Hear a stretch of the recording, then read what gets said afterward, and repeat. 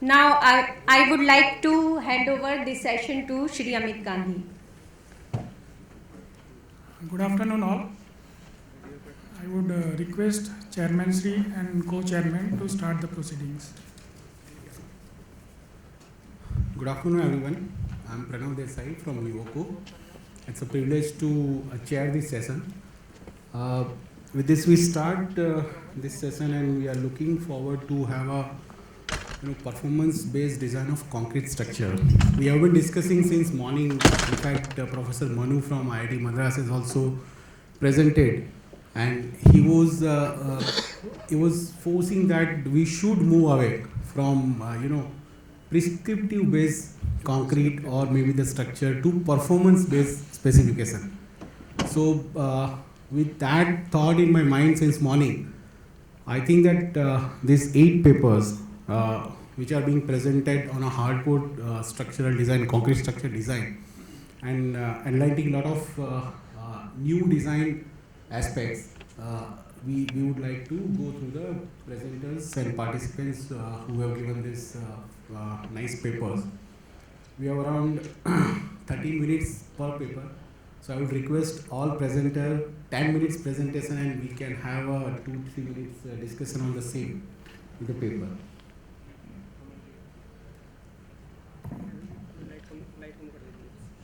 Oh, we can add up. So we can have a QA session at the end of the session, and you can take 1 or 2 minutes more for your presentation.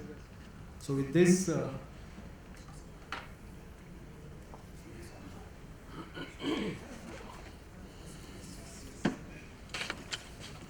I invite first presenter, shear behavior of reinforced alkali activated slag and fly ash concrete under ambient curing. Comparison with OPC based concrete by Mr. Amit Trivedi and team.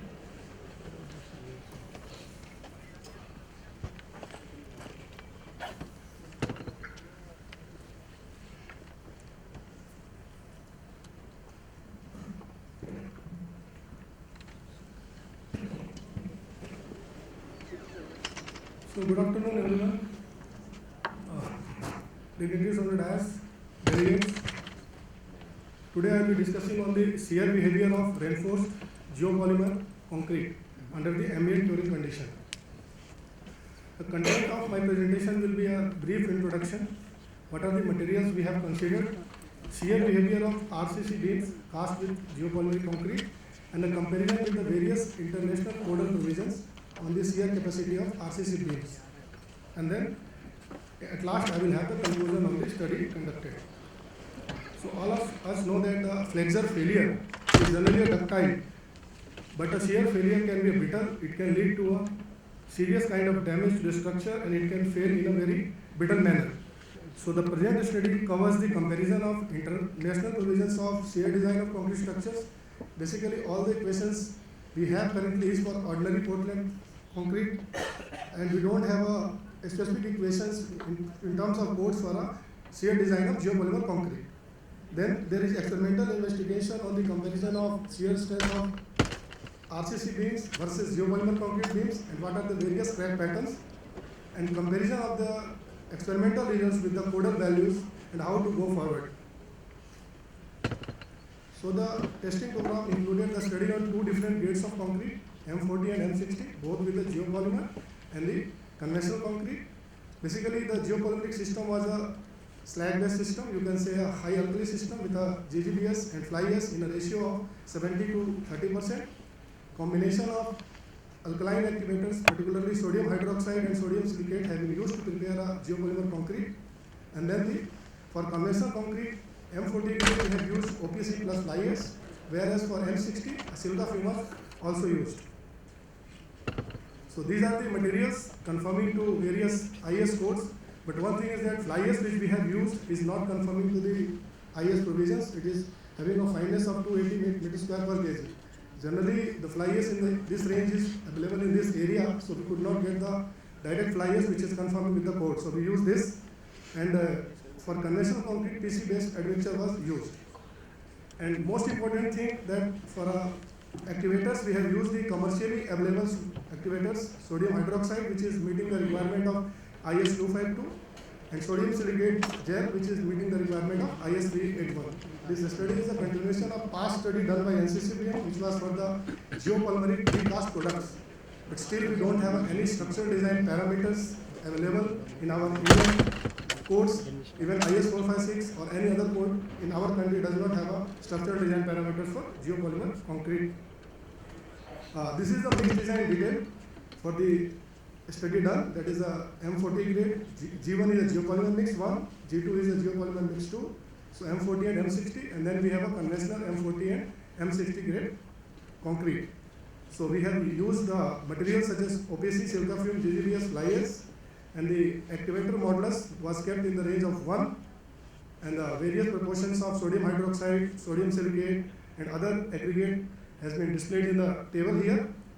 And water which was added to prepare the geopolymer mix, for that the correction was made, keeping in view the water content available in sodium hydroxide and the sodium silicate solutions prepared.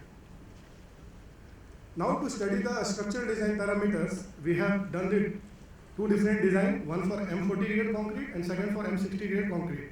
And the percentage of steel was kept in the range of 2.28 and 3.03. We have tried to do a study on the over-enforced beam, and we have ensured that the failure happens in a shear model. This is the test setup. The testing was done in the strain controlled machine, where this rate of loading was 0.2 mm per minute. And we have placed the central LVDT to measure the central deflection, as well as the dial gauges were also put extra to compare the results. Now this is the load displacement curve for M40 grade of concrete, and we can see the behavior more or less is similar except in one case, and this can be due to some experimental errors also. But the behavior of geopolymer concrete beam as well as the conventional concrete beam in shear indicates that the load displacement curves are mostly similar. This is for M40. Similarly, this is for M60. So here also you can see the failure load for both the M60 grade concrete with the ordinary Portland concrete and as well as the geopolymeric system is similar. Now coming to the shear capacity, that is experimental shear capacity obtained. So here we can see the average value for a reinforced cement concrete is 209 kN, whereas for a geopolymeric concrete is slightly lower, but still it is comparable. It is in the range of 180 kilonewton. Similarly, for M60 grade of concrete, it is 236 and 228. So this is a quite similar in terms of the experimental shear capacity obtained on both the systems. And this is a failure pattern of M40 grade of concrete, where we can see the cracks can be seen, and this is in the shear mode of failure. Here the span to depth ratio was kept as 2.5. So this shear span to depth ratio was kept 2.5 so as to have a diagonal shear compression failure. This is a failure pattern for M60 grade of concrete. Again, you can say the similar types of cracking in both the, you can say the ordinary Portland concrete as well as in the geopolymeric system. But if you see the picture carefully, in case of the geopolymer concrete, the width of cracks was slightly higher. So at the same level of load, the geopolymeric concrete showed slightly higher crack width. And the reason are still to be investigated deeply, but it can be due to the lower intrinsic modulus of the, you can say, a geopolymeric system as compared to your conventional concrete. Now, this is the comparison of shear strength of concrete with respect to various international codes. Now we have a different codes which are available for ordinary Portland concrete, like ACI, there is a DS code, there is a European code, Canadian code, IS 456, and study done by NCCBM, which has been submitted to BIS for the revision of high strength concrete. So we have developed one equation. Now what is happening? These equations are based on different things. Any shear behavior comprises of 4 different things together. The first one is the interface shear transfer, aggregate interlock, dowel action of the longitudinal bars, and fourth one is what is the residual tensile strength along the crack plane. So all these 4 parameters needs to be considered, and many codes have many limitations in terms of considering these factors. only a New Zealand and the Canadian code covers all these factors altogether. That is a dowel action. The second one is the aggregate interlock, that whether the aggregate is a, you can say a strong aggregate or a lightweight aggregate, that also affect the factor. What is the your size of the member, cross section of the member, because it is going to affect your shear span to depth ratio. So we have compared up to M80 grade, we have extended the curve, and we have seen that the equations which have been recently submitted to Bureau of Indian Standard based on the studies by Sinha et al. Are quite similar to the experimental results. The meaning is that if you see the current code, we don't have any limitations on the percentage reinforcement, that is longitudinal reinforcement consideration in the shear design of concrete. But if you see the Euro code, they limit the percentage of steel at 2% while calculating the shear to be taken by the steel. And any shear this design is consisting of shear to be taken by concrete and shear to be taken by steel. So we assume that whatever the equations now is going to come in IS 456-2000 based on the past studies and this study, it can be safely adopted for a geopolymer concrete also. The calculated total theoretical shear, which is consisting of concrete and steel components, it is varying from 106.35 kilonewton to 158.68 kilonewton. And the ratio is varying from 187 to 1.67, which indicates there is a sufficient margin of safety with respect to the codal equations. But if you see the values, they are quite high. Generally, we need a factor of safety of 1.5, but here we are even getting higher values. So we need to optimize the structural design also, taking into consideration the advantage of aggregate type, size of aggregate, span to depth ratio. So all these important factors needs to be considered while deriving a model or equations for shear design. If in nutshell, if I will say, generally all the design code equations are giving a more conservative prediction for whether it's a geopolymer concrete or an ordinary Portland concrete.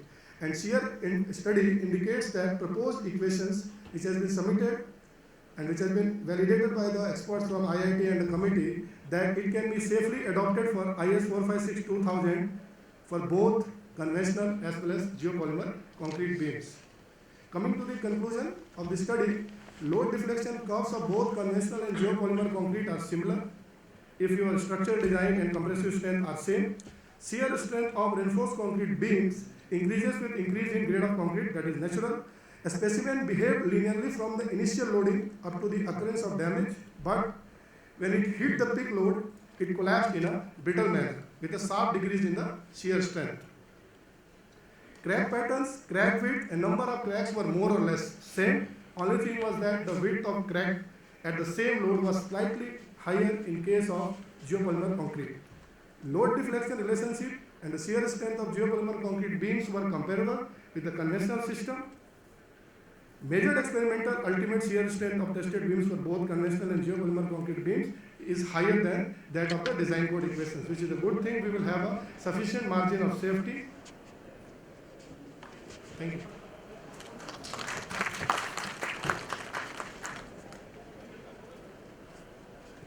Thank you, Mr. Bridges. You completed well within the limit, in fact in 9 minutes. So, not following the process of having questions at the end, we can take few questions, 2 or 3 questions. Yeah, please.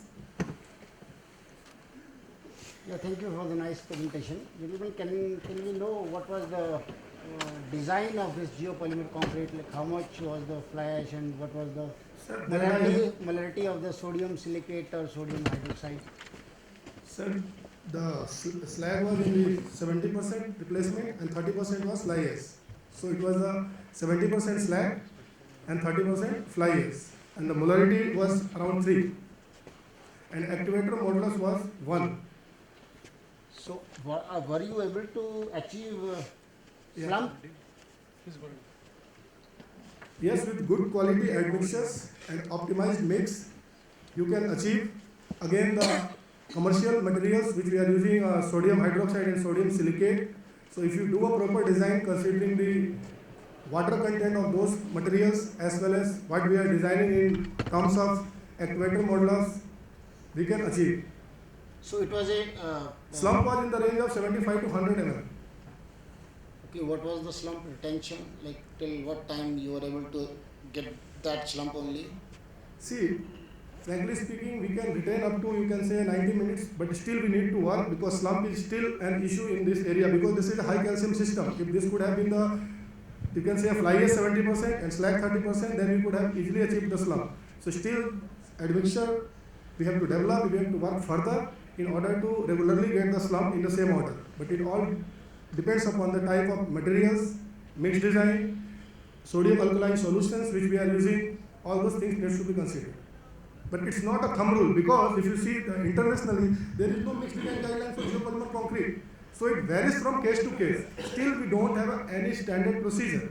It also depends upon what is the binder content, replacement level. So many things are yet to be studied. This is only to compare the structural design parameters with the same strength level. But as far as slump is considered, more studies are needed to be done, particularly in the area of chemistry, where the admixtures needs to be developed in accordance with the system which is getting generated in the geopolymer system.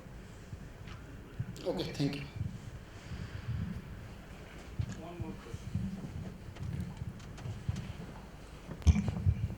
Thank you, Mr. Amit. It's a nice presentation.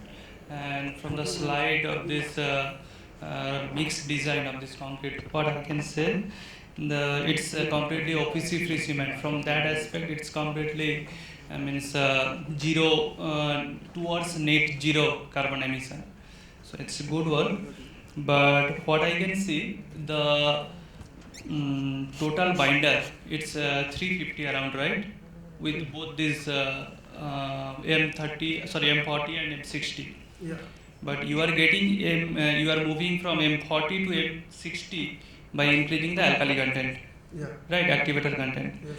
So whenever you are increasing the alkali content, so is there any chance to leach out this alkali, because all these alkali you have used here, right? Like NaOH and sodium silicate, all are water soluble in nature. See, frankly speaking, we have not done the leaching study on this system. Once we will have results, then I can comment on that. Okay, fine. Thank you.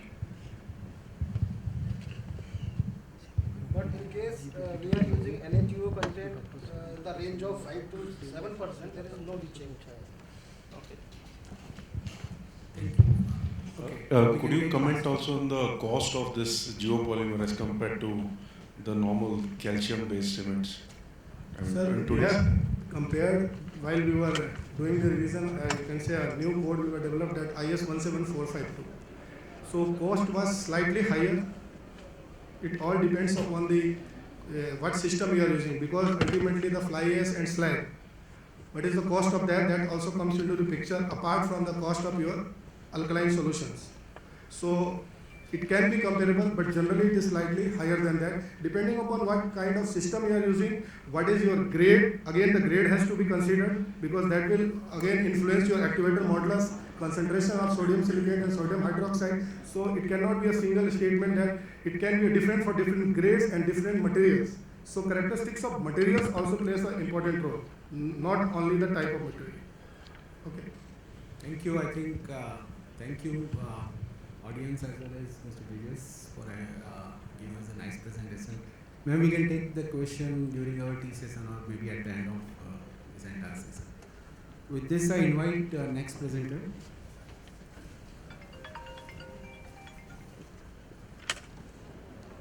The next presentation is on the topic analytical modeling of creep in blended cement paste, a literature review by Mr. Amit Kumar. So, very good afternoon to one and all. My name is Amit Kumar. I am a PhD student in IIT Delhi. My area of research is modeling of creep in blended cements, and today I will be talking on a literature review of the same. So these are the contents of my talk.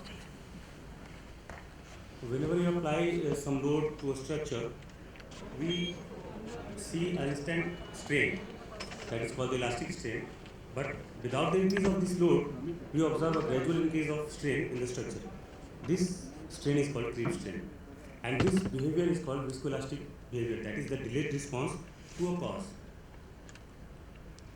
So this is a very major durability concern.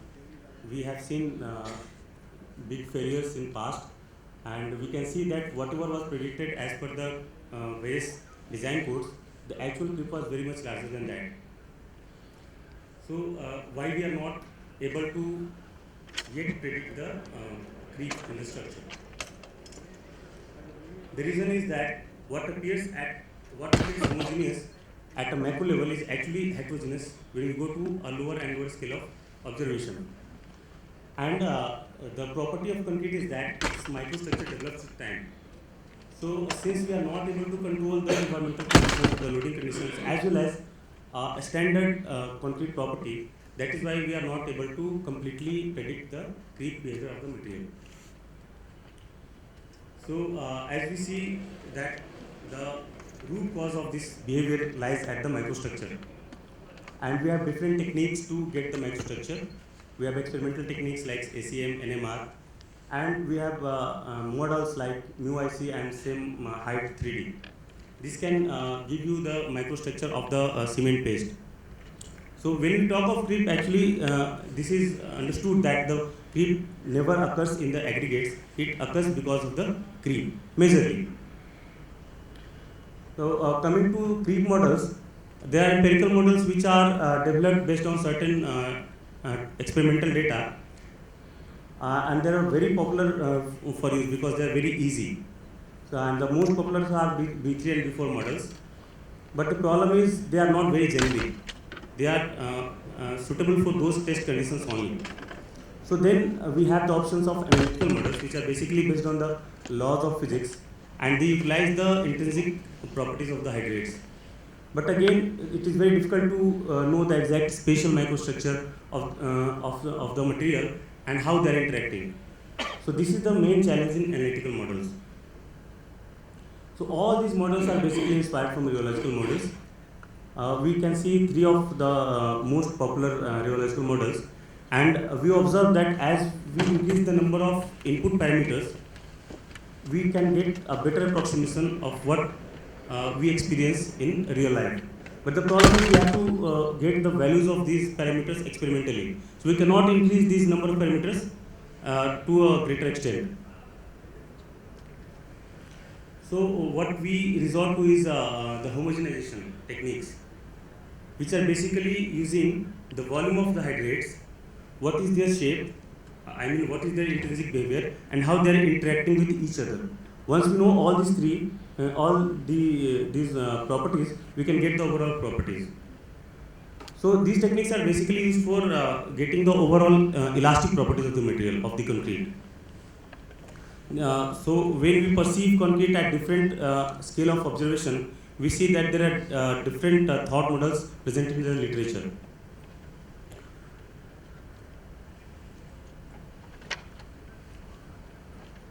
So these are some popular homogenization methods like SLB methods, SLB method, Mori, Cantt, self-consistent. SLB method is used in the condition when the inhomogeneities are very far, that they are not interacting with each other directly. And whereas this self-consistent scheme, it is used when the population or say concentration of the inhomogeneities are very much, and they are interacting directly with each other. They are not interacting through the matrix. So when we go to literature, we find that there are several models presented. Some have observed, some have models concrete in 2 scales, some have used 3 scales. But the problem is they have not actually presented all the aspects of the microstructure. Like some has assigned all the hydrates the same properties, and some have not modeled the ITZ, some have not accounted for the capillaries and all. So when we try to use these models, for creep, we have this problem of this function, that the relation, constitutive relation written here. But when we transform it to the Laplace-Cartan domain, we observe that the expression becomes similar to the elastic condition. So we homogenize this whole thing in Laplace domain only, and once the homogenization is complete and we get the overall property in Laplace domain, we can convert it back to the time domain to get the viscoelastic property at the macro scale. So this was for non-aging case. When the concrete becomes mature, this microstructure is not much changing with time. This method can be applied. But when its microstructure is developing, this J, that is compliance, is changing with time. So we cannot apply this method. What we do is we do that whole process for different instant of time, and then we add all the three strains to get the overall creep, and then finally transform it back to the time domain. So I have gone through the last 30 publications, and I observed that there is a consistent increase in the number of publications in this area. There are some, these are some popular analytical models in the non-aging creep category. And what we observe is, though everybody is working on the creep of CSH, but they have not models like I mentioned earlier also, all the particles were modeled as spheres. We know that actinide is needle shaped, then CSH is also sheet shaped. So we cannot model it as spheres to get the actual behavior. Then the interfaces, some researchers have put the interfaces as parallel, which is not the actual case. They are distributed isotropically. So going through all these literature, I found that these can be some interesting future prospects in this area. Like modeling of actual spatial arrangement of the hydrates of cement paste is not yet done, and the microstructure of blended cement, it is also unexplored. Then the models for accounting the effect of temperature and relative humidity on creep are rarely found, and the effect of carbonation and its rate on creep, it is also not explored. And with the introduction of new developments in blended cement category, the modeling of creep in these cements is also not very much explored. So thank you very much for the presentation. Thank you, Mr. Amit. Nice presentation. I think we can take some questions here. Yes. Two or three questions we have. Yes, sir. Yeah.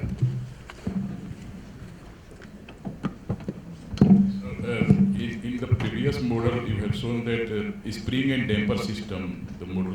Yes, yes. So, are you thinking to lump all the CHS into one spring and one damper? No, sir. So it should be connection of the each spring. Connections. Like we can have a generalized Maxwell models, or generalized say that second model, Cantt model we call it, Kelvin-White model.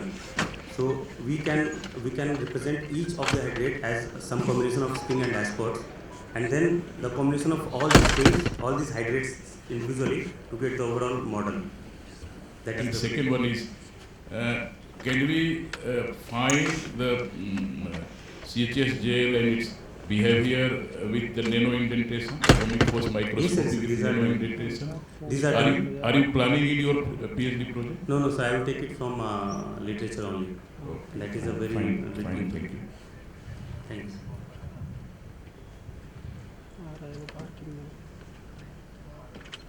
Any more questions? Any more questions? Okay, so if something more comes up, I would request you can take Sure. one. Thank you, Mr. Amit, for nice presentation. Our next presentation is on development of lightweight holo. Sorry, my mistake. Third presenter is shear behavior and capacity evolution of normal and self-consolidating concrete by Mr. Shri from Lowell State University, USA, and KVL Subramanian. So,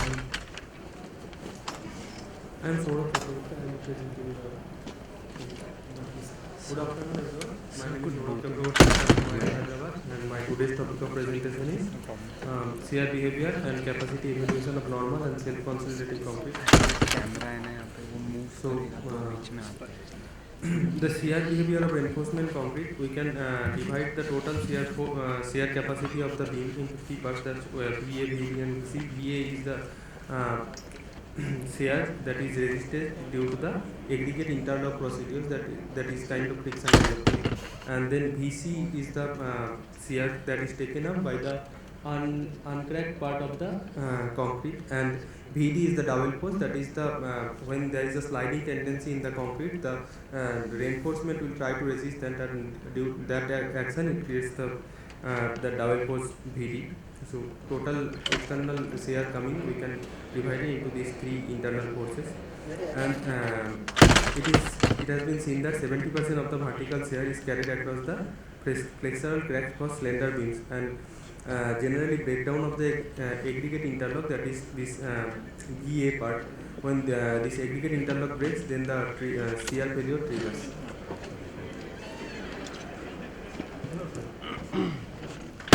So objectives of the study are to investigate the shear behavior in reinforced SCC beams, to investigate the contribution of the shear dilatant response of the concrete, and methodology used was to use full field displacement obtained from digital image correlation for evaluation of displacement across the shear crack. That is, the beam was painted, and on camera was used to take continuous pictures, so that from that we can find out displacement and strength to analyze after the testing. So this was the mixed design used for normal concrete and SCC concrete, and the strength we got was 38.7 megapascal for normal concrete and 40.2 for SCC. The compressive strength for SCC was little bit higher because higher fines were present in the SCC mix. So this was the test setup. 4-point loading was used, and ASTM standards was followed. Shear span to depth ratio AYD, that was 1.8, and digital images were captured during the test. One part of the beam was shear reinforcement was provided on one side of the beam, and other side was left alone, so that the shear failure can happen on that side and easy to capture for the studying purpose. And strain gauges are mounted on the reinforcement, so that we get the strain values also from the reinforcement curve.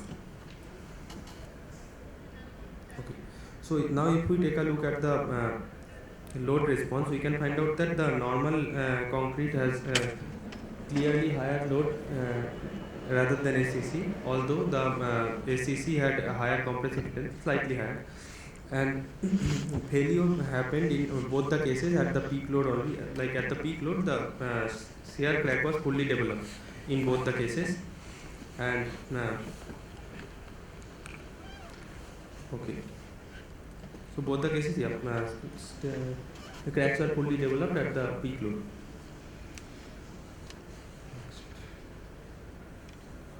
Okay. Now after that, from the DIC that images, I calculated the dilatant behavior, that is the for how much crack opening, how much slip is happening. If we look at that, we can find out that for every crack slip displacement, crack opening is less for SCC. That means the crack for SCC is becoming more smoother. That's why it is having lesser shear strength, even though it has more compressive strength. Due to lesser dilatancy, its shear behavior is little bit inferior compared to normal aggregate concrete. Relative slip and opening is shown in the left side of the part, and if I take the crack and then on crack slip versus crack opening means here in the DIC image part, it is shown along the crack and perpendicular to the crack. If we calculate along the crack, I will take it as slip, and perpendicular to the crack, I will take that measurement as crack opening. So as in SCC is having lower dilatancy, that's why it is showing lesser shear strength, inferior shear performance. So in summary and conclusion, primary shear crack is fully established at the load corresponding to the control peak that we have seen here. This was the images showing in the peak load. Then shear failure is abrupt along dominant shear crack due to failure of shear transfer across the shear crack, and SCC a smoother crack with lesser stress transfer ability that we have seen in the this dilatant behavior. And for similar compressive strength, SCC has significantly lower shear capacity, is also have shown in this picture.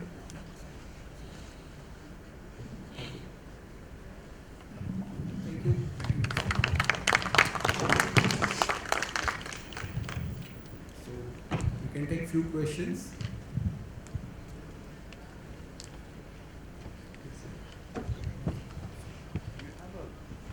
Do you have an estimate of the relative volume fraction of the paste that is there in SCC? Yeah, do you have some estimate of the volume fraction of the paste to aggregate in the normal concrete and the SCC that you've used? Yeah, mixed proportion I have given. Okay. No, I mean, yeah, approximately. The slide is not showing. No, slide. it's fine. If you can. No, I mean. No, if you can keep the slide, yeah. I have it's okay. I think primarily what I want to understand is, would you relate that to the fact that the crack was smoother? Yes, that can be one reason.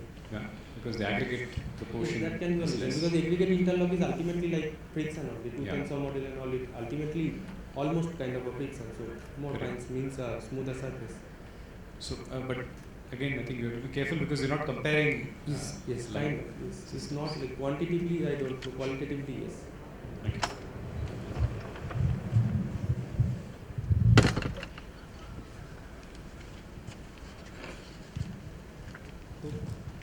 Some more questions?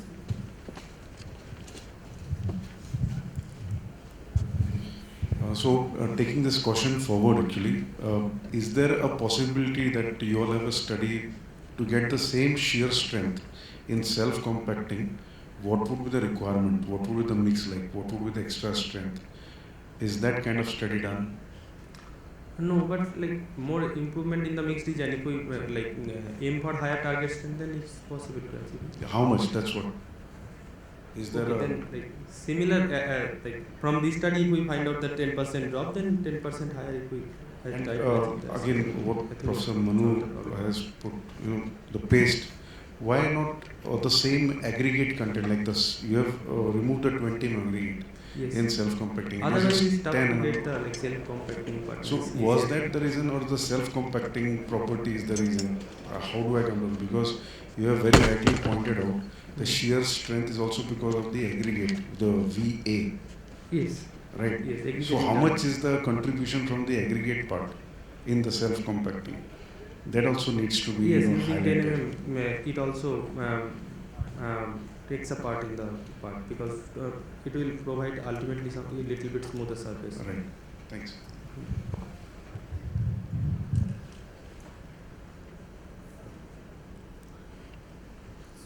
Thank you. Yeah. So go on to next one, which is on development of lightweight hollow core slabs for affordable housing. Co-chairman himself is presenting here, Mr. Surya Prakash. So. All right. Yeah. I hope I am audible. Yeah. Good afternoon to everyone. Couple of my students, I am presenting their work on their behalf. Unfortunately, they could not join today. So, I'll be talking about how we can develop a lightweight hollow core slab system, particularly focusing on this understanding structural behavior and then how we can be promoted as a solution for affordable housing. Right. So. Yeah, just a quick outline. Affordable housing is a burning issue in the country, and we have been trying to tackle it for the last 3-4 decades. Still, I think we are far away from really meeting the demand. Then, how this hollow core slab can be really considered as a solution. Then, little bit about research work that what we are doing at IIT. One of the things that what we are focusing is on using this, developing this structural lightweight aggregate concrete mix, and then potentially using them for precast applications, particularly with. Then finally some conclusions from some of our research work. Right, so this I think most of us are aware of it. If you see here, about 80% of our population, this is the statistics from one of the magazines, it tells that about 80% of the people are living in congested houses and about 5% are living in kacha houses, and we have about 3%, majority of the significant population, they are homeless, so which is not a really good thing when India is trying to, aspiring to be a developed nation. Okay. So what are the different solutions that are available? Governments have taken a lot of initiatives in the last 40, 50 years. Um, it started from Indira Awas Yojana, and the recent one is this housing by 2022, that is the Pradhan Mantri Awas Yojana. Still, we are very far away from really meeting the goals of providing home to all the citizens of the country. Right. So why we have to really go for precast and look at alternative technologies rather than traditional cast-in-place construction is, as you can see that already by 2022 the original vision was to provide about 1 crore housing units, and only about 10 lakh houses have been built so far. So there is a huge gap between demand and supply, so time is a big constraint. So considering that, we have to really look at precast as one of the solution. For example, if you look at this picture where you see different elements that comprises of a simple 2-story, 3-story residential house. You have various elements, and most of these elements can be in the form of a hollow core slab. So that's why we've taken hollow core slab as one of the elements that can be potentially used as a slab element or as a wall element, and then with proper joining we can really put up a simple residential house together. So that is the idea. Now, hollow core slab have a lot of inherent advantages. So if you look at it here, even in a traditional precast system, almost about 57% of the market volume of precast elements is occupied by the hollow core slab. The reason is this hollow core slab can be used in a steel construction, it can be used in a traditional casting-place construction, also in precast construction. They have various advantages. They have this longitudinal core which runs along the length of the element, and they are usually pre-stressed. So the moment you go for pre-stressing, you can go for a longer span, and you can also reduce the dead weight of the element very significantly. Right. So there are various advantages. It's quick to install and it reduces self-height. If you look at conventional concrete, if you look at this, the density, the weight is about 670 kg for a dimension that I've chosen here.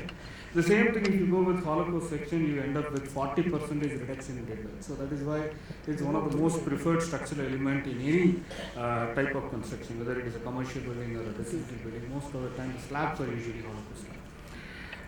In residential construction, when you want to push this technology, most of you will be aware of that. The major demand, structural demand, comes from the self-height of the element. So the live loads usually we design for 2.53 to 3 kN per meter square, but dead loads are usually in the order of 5 to 6 kN per meter square, which is very high. So somehow, if I can reduce the dead weight of the element without compromising the structural performance, then this will become a very attractive solution. So that is the idea that with which we looked at this as an option. So if you see here again, there is a big cost saving that I told, and air is a good insulator, both for acoustic insulation as well as for thermal insulation. So it will offer very good fire resistance, and then also you can quickly put these elements together because you are adopting the precast concept. So all these things are big, and also by using topping slab, you can connect all the elements together. It will provide a very good lateral resistance for seismic applications as well. So these are all some of the advantages. Now the question is, can we make this even more lighter and promote this as a housing solution? For example, this schematic it tells you how you can really put this hollow core slab elements and connect them using traditional connection techniques to make them robust for transferring the forces that you wanted in a joint. So it is possible. So this project, especially what we wanted was further reduce the dead weight without really compromising the other performance by developing a lightweight concrete mix. So what we really looked at it was we have different types of lightweight natural aggregates are available. But our idea was to use the fly ash and convert it into an aggregate using sintering process. So we have sintered fly ash aggregate. That is what we are trying to use it as a replacement for a natural aggregates that you have. So using that, we want to reduce the dead weight of the precast element even further. So that is the idea. So with this, if you look at it here again, if you go with the conventional system, again, you have about 670 kg, and then if you go to if you are able to make the density of the concrete lesser to about 1800 kg per meter cube, then you get about almost 45% of the dead load than the conventional concrete. In addition to that, you are also getting all the advantages of the hollow core slab system. So that is the idea. So almost with this concept, we are able to reduce the dead load, which is a significant factor in a residential construction, to almost about 55%. So that is the idea. So the whole idea is, so 2-3 people should be able to lift it without much hassle. So that is the idea. We were actually looking at two solutions. One is to promote this as a structural application. Another one is to develop even further low density concrete that can be used for non-structural elements like partition walls and so on. So these are the two things that we are looking at. So in this work that I am going to present is only focusing on the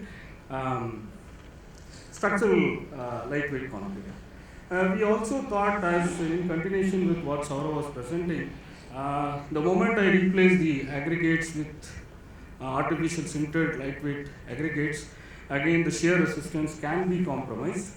So to tackle that, what we thought was, okay, we will add some synthetic fibers. So the moment you add fibers, it's going to give you a lot of ductility, and it is going to crack arresting, from all other perspectives also, it is going to be very advantageous. So that's what we were looking at. So we were trying to add different compositions of these fibers.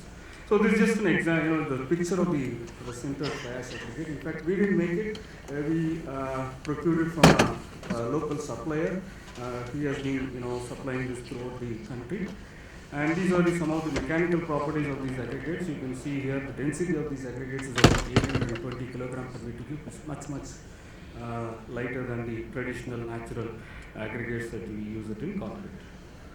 Right, so this was the scope. So our idea was to target the compressive strength in the order of 40 to 45 megapascal, so that all the other structural performance would be not compromised.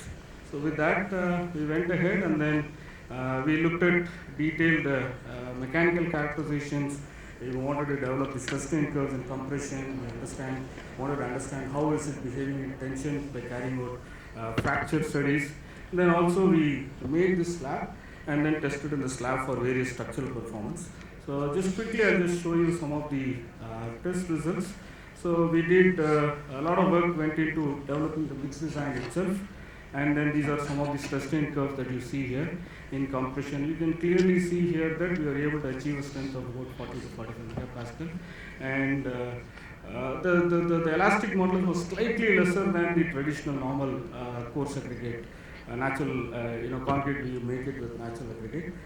But however, the other properties were not really affected much. And this is just a small video to show you, how this thing is made. It will take about 2 minutes or so.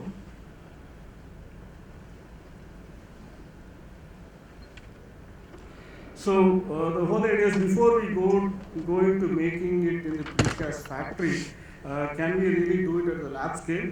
Traditionally, this hollow core slabs are made using pre-tension concept and use a zero slump concrete. Even here, when we develop mix design, we try to keep the slump as low as possible so that you can extrude it when you take it to the precast plant. So this is some examples. You can see that the lab helper is adding fibers, and then we tried in the lab. What we did is we created this hollow core by inserting a paper tube. So this paper tube, you see here, the paper tube was actually sealed very well using this polythene sheets, so that it is not going to absorb the water that would be used for hydration process. So we took a lot of care in ensuring that that is not going to happen. So this way you can create. So with this very less capital investment, you should be able to produce this panel, because when you want to promote this as an affordable housing, you cannot set up a big precast plant. So with a small investment, you should be able to make this panel. So that was the idea, that using this simple concept that we can really make this slab unit. Right. So let me go to the. This just again we did extensive testing. I'm just showing only few results here. Yeah, probably 2 more minutes. So So the idea was to test it under various combinations of bending and shear loads. One of the main parameters is the shear span to depth ratio. If the ratio is very high, more than 7, it is usually the structural elements are governed by fluxural behavior. So we tested several specimens at ABD ratio of 10, 7 and 3, so that we can see how do they behave under flexure, how do they behave under shear, and how do they behave under combinations of flexure and shear. On all of them we found really good results, and one of the thing compared to the regular concrete hollow slab specimen was the crack propagation was faster, because in a conventional concrete the aggregates are stiffer than the cement matrix, so the crack actually goes around the aggregate, so it takes the tortuous path.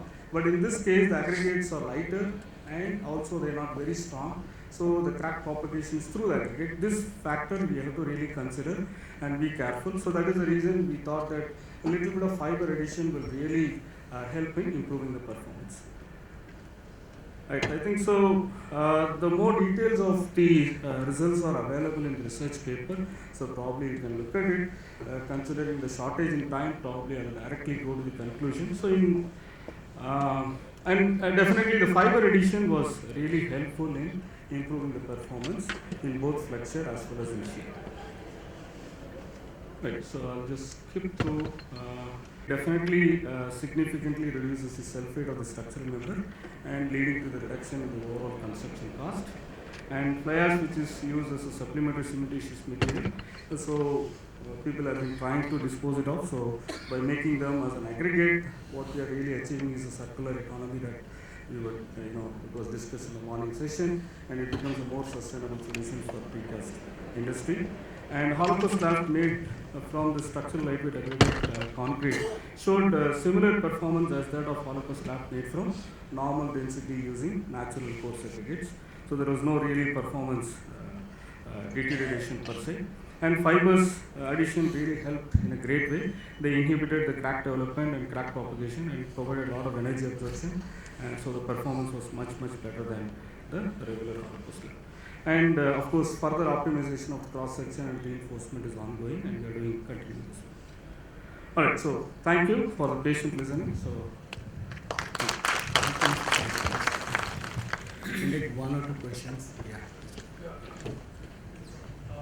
Just I have a couple of questions. Since your conclusion is linked to your sustainability, so I just wanted to understand. Have you measured the cost saving vis-a-vis the normal concrete? You have shown the weight. Along with that weight reduction, have you measured the CO2 reduction and the cost, both sides? no, the CO2 calculations, to be honest with you, we did not do it. Maybe we can look at it. From cost point of view, from material point of view, when you talk about cost, there are also, there is immediate material savings that you get. Second thing is, there are a lot of soft benefits that are associated with it. So only from material quantity point of view, if you look at it, we are replacing the coarse aggregate with this fly ash aggregate, which is otherwise a waste material. Right? So if you take a cost of the coarse aggregate, is of course it's going to change. In Hyderabad, it's 1 rupees per kg. But this fly ash aggregate, the only thing was the production is about 10 paise per kg. So you can see there is a significant reduction in the cost of the aggregate itself. In addition to that, you get a lot of other advantages. And these elements are traditionally designed to fail in flexure, even the worst case. So shear is not going to come into picture at all. And the moment again, when I put it as a compression member, again it's very strong in compression. Shear is not good. Shear is a weak link here, but these elements are not designed to fail. So in that way, every point of view, it is advantageous to use this. CO2 calculations we did not do. Maybe this is from my side. Questions from my side. The concrete with fly ash aggregate, you have followed the same mixed proportion similar to the conventional concrete? If it is yes, then I think the grade of concrete what you attempted, it's very difficult with centered fly ash aggregate. This is my first question. Second, the cost front, Since the sintered fly ash aggregate needs energy for producing that fly ash aggregate, I don't know whether it will qualify for sustainability or not, because it's need energy. Minimum of around 800 to 1000 degrees Celsius is required to produce sintered aggregate. And with that, the cost saving what we get it with the reduction in so much of dead weight, will it be justifiable to quantify as a sustainable and cost effective material in terms of? You're right. I think again tying back to the question that what you was asking, there's a lot of energy goes into the manufacturing of these aggregates. I mean, I did not really do the calculations. I was looking at only the cost of the aggregate, which was what I'm going to spend it for the natural, the aggregate at a time. So in terms of, again, how much energy that we are putting in for extracting even the natural aggregate, calculation has not done that. So the fact on that. But even if you include all those things, I mean, in the Western world, they have been using the manufactured aggregates for a long time. It's not like something new. So if you ask me how much is the exact CO2 comparison, I don't have the answer. I have to look at it. But there are a lot of other benefits. Yeah, thank you. Yeah, the last one we can. Yes. Sir, I remember last time when I had been to IIT Hyderabad, we were doing the same hollow core slab with normal weight concrete. Now it is lightweight concrete. The thing is, I remember you explained that zero slump is required to have that cores and to remove the pipes and all. Lightweight concrete, what we have observed is self-compacting is better, sir, as far as compaction and all that is concerned. Going for zero slump concrete is a big challenge, I feel. And the spacing of those cores in the slab maybe differ for lightweight, no, sir, as compared to normal weight concrete. Not really. See, for example, if you are not going for this kind of extrusion process, then you really don't need this zero slump. You can, traditionally with good slump workability, again you can make it. Our idea was to, sell this idea to the precast manufacturers so that without altering the machineries what they have, still they should be able to produce lightweight hollow core slabs using the machineries that what they have. Okay. So that is why we looked at zero slump concrete as an option. But if you're going to do it in your backyard with a very minimum investment, then you really don't need to have zero slump concrete. You can traditional concrete with whatever slump that you want, you can make the panels out of it. But in terms of positioning of these paper tubes and all, that is mainly governing from manufacturing point of view. As a structural system, that will not have a major influence on the behavior.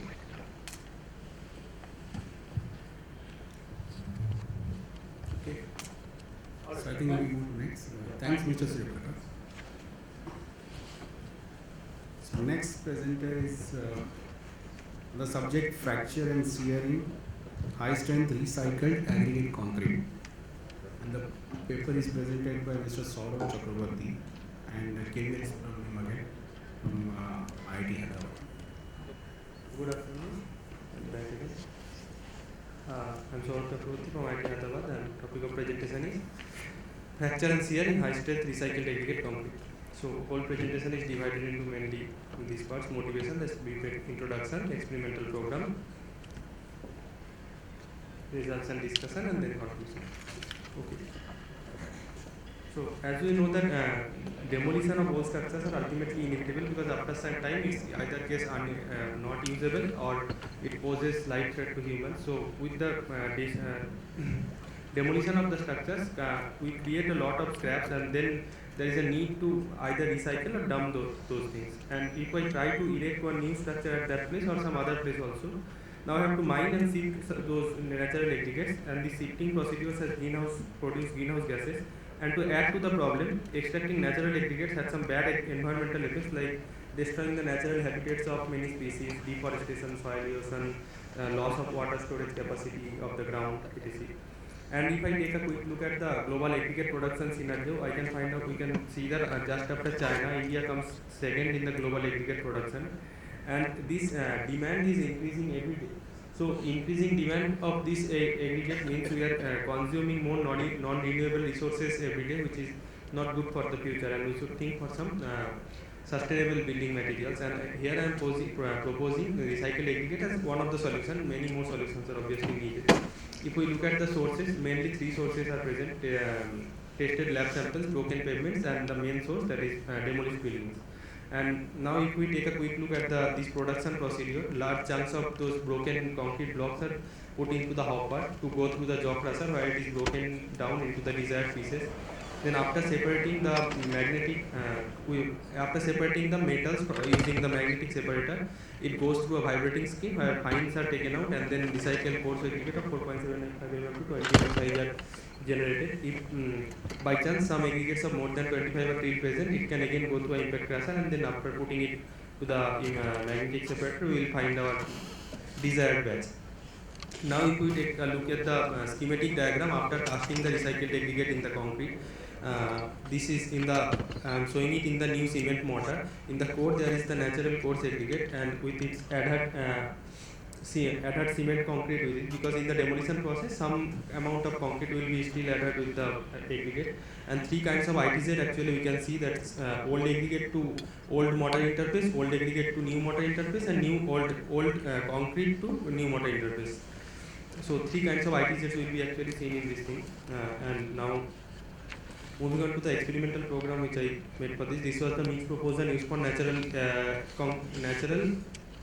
aggregates, and 100% replacement with volume was done for recycled aggregate. So this was the fracture setup. 500 mm length and 150 cross section was used for the beam. ASTM standards were followed for the testing purpose. A 2 mm wide notch of 20 mm was created just before the testing, and LVDTs and strain gauges were used for the measurement purpose, and digital image correlation, that's full field displacement were measured for all the testing setups. And this was the test setup used for shear also. So I did the test for fracture and shear both. In the shear, just like the last topic, one side was restrained with the one side was restrained from the shear failure using the stirrups, and the rest of the side rest hub was left to for the shear failure to occur, so that it is easy to capture the shear failure. Moving on to the results and discussion section. This was the fracture response. We can see that there was a drastic change in the compressive and fracture response. The peak load and peak stiffness both in the fracture was lower for RAC, and if we calculate the fracture energy as area under these curves, that is also lower for any given CMOD for RAC.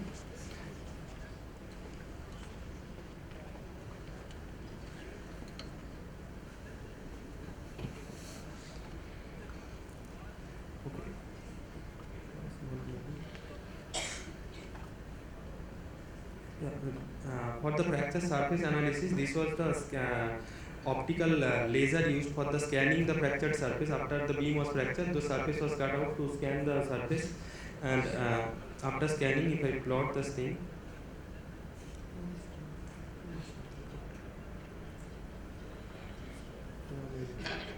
so this was the typical scan profile after scanning, and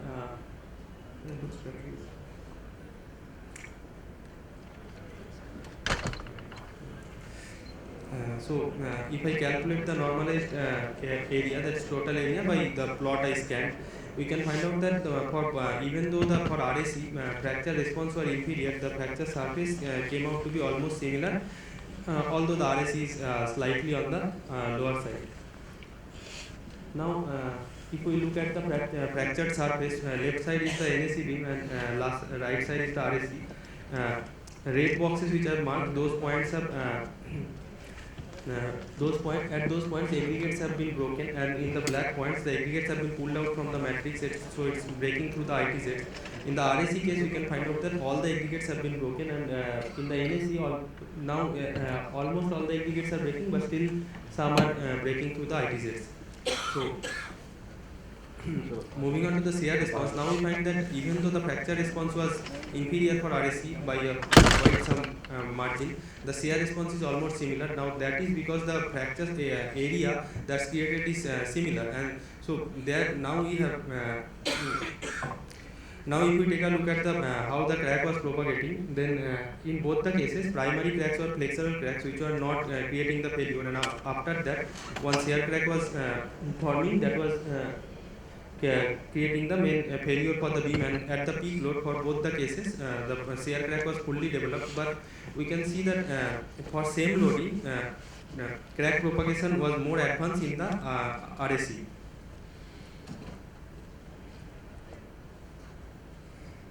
So I think discuss this one. So in conclusion, we are having a material here which is having lower, even after having lower compressive strength and lower fractural behavior, it is showing us the comparable shear behavior just because it is having the almost equal fracture surface, and as the failure in this mode is not going through the ITZs, so the in shear the response is comparable. Thank you.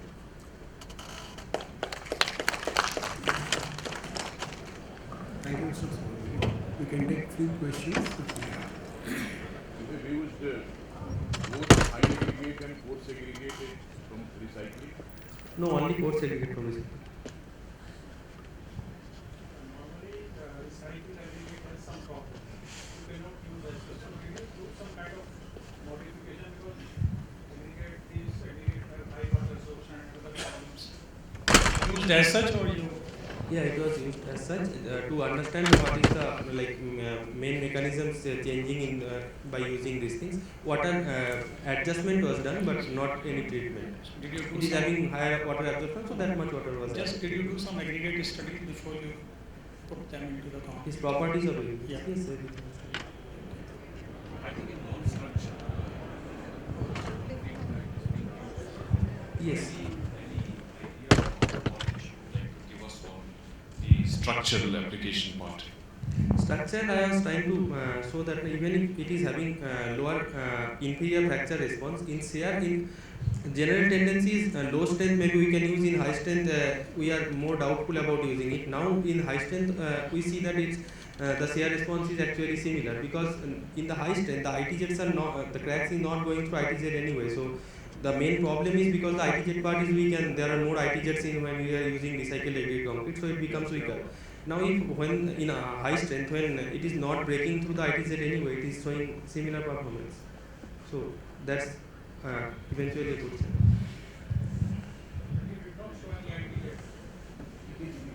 No, I can show in the PPT. When I am showing the fracture surface, how in our recycled case, no ITZs were, crack were not going to ITZ, because I have shown that all the aggregates have been broken. I have shown both the parts of the fracture surface, and you can find at the same place both the aggregates parts are that means it is not breaking through the ITZ. When it was pulled out from the matrix, I marked that also in case of natural concrete. I meant to say that yes, it's not like microscopic study was not done, but if it is going, if the crack is going to the ITZ, then the crack will go around the aggregate, and we can find out the aggregate on one side and coming out from the matrix. So from that point of view.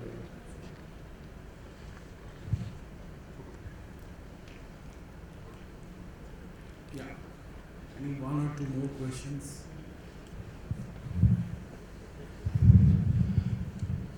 You are saying that fracture was low and the shear was better, but no, shear was similar. Similar. Yes. Why? Because when fracture was low, but the fracture surface created was same, and in shear, the main mechanism that occurs happens is the aggregate interlock, and it's ultimately friction kind of thing. So, and this calculation of stress intensity factor and all those fracture parameters you have not shown here, because those parameters again are interlinked with the shear mechanism. You have only given the load deflection curve, you have done the CMT load deflection curve, you have shown. But what were those parameters? Because the stress intensity factor is a very, very critical factor when it comes to shear. But that is not shown in your study. What was the stress intensity factor in this particular case? So you can look into the stress intensity factor also, because when there is a crack, there is a transfer. Yes. You know, when there is diagonal crack, if you see the strut type model, there will be a transfer mechanism happening across the shear plane. Yes, sir. So this fracture surface and stress intensity factor are equally important. Yes. No, my point. You can show that slide. See, irrespective of the crack propagation, what he is saying is the fractured surface area is more or less similar between those. That is why he is getting the same type of strength. Of course, this is from limited testing. Yes, sir. So of course, we have to look at it for various other. Because sir, the transfer of the shear across the crack is important, and it has to be done because what is the remaining tensile stress along that plane is important. His point is from the study of the fractured surface. If you look at the the uneven roughness, that uneven roughness what you are creating from using recycled aggregate and the regular concrete, in this case it worked out to be same. So basically because of the surface roughness he is able to transfer the similar shear as you would do it with the normal concrete from his study. So of course from limited results. Yeah. He has to look at it in more depth. No, actually those remaining tensile strength and all those studies were done, but in this thing I did not show because I thought in the scope of this thing. I wanted to show that there can be a material which can have inferior fracture behavior and still almost similar shear behavior, because we have generally a notion that it's all, if something is going lower then everything will go together. So that was I was trying to do. Once you will do some treatment on the aggregates. For example, the mortar which is there, if you remove, as LP Singh Saab was saying, then it will change. This everything will yes, with treatment is not. Okay, I will not do anything. More input. Conceptually, if the more double ITZ will be there, yes, it will have a less shear strength. Conceptually, we can say, but it will have to be proved. Yes, that is. But conceptually, if the double ITZ layer is there, the second ITZ layer will be weaker, yes, and that means first ITZ means aggregate and adhere. The first ITZ, which is already present in the aggregate, will provide the lesser resistance. Yes, sir. For normal aggregate concrete. In shear even, but that will have to be proved. What you do is you take samples from your fractured specimens and do the detailed microscopic study. That will give you a lot of answers. Okay. Then No, another experiment you can do. You take as it is, and you take the same aggregate, revolve around the abrasion testing machine, remove the adhered mortar, and then you do the parent aggregate. It's just like means virgin aggregate. When it will become like a virgin aggregate, not exactly, then you conduct the shear study, and then you will see the difference between that. Then you can say that yes, it has no effect. What you said about the lowering of the shear strength, I agree on that. In the normal strength concrete, we get the same results. No, I am not saying that. You take the same aggregate, recycled aggregate. Once you make the beam with the same grade of concrete as it is aggregate, taking as it is aggregate, and then you remove the mortar by revolving in the abrasion testing machine for aggregate. Remove 500 cycles or 2000 cycles or 1000 cycles like that, and you test that the water absorption of the as it is and the water absorptions after 500 cycles or 1000 cycles. The water absorption will be less little bit when you will revolve around. Yes, that will. When it comes, let me complete. When it comes in a stable means 500 cycle, again you do it. 1000 cycle, again you do it. Once it will become constant, then you can say that after revolving it, the water absorption is not decreasing. Okay, then you can say that it's almost virgin-like, and prepare that kind of aggregate and take the as it is aggregate, do the experiments, and then if it is same, then you can say it is same. Otherwise, no. Okay.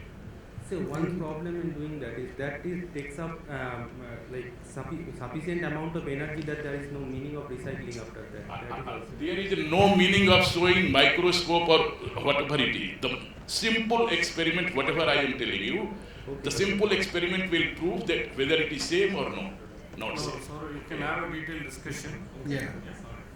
I am running out of time. Thank you. Thank you, sir.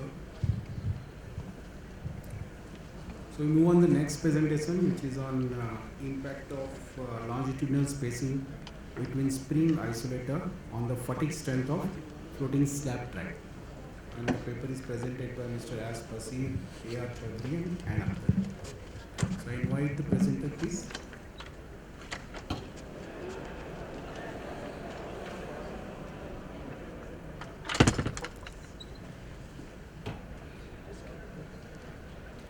It looks like they are not here.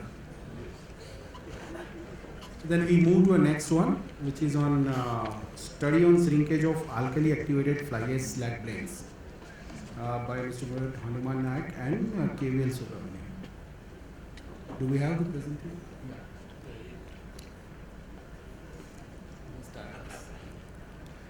Good afternoon. So, myself Hanuman Naik. So, I am going to present on studies on shrinkage of alkali activated fly ash slag blends. So the outline of the presentation goes like this. Initially, I will talk about the motivation of this work, then the background. So in background, I will be talking about what is alkali activated binders. Then I will show primary results, and then I will discuss about them. Finally, I will talk about the observations from the results. So now coming to the motivation.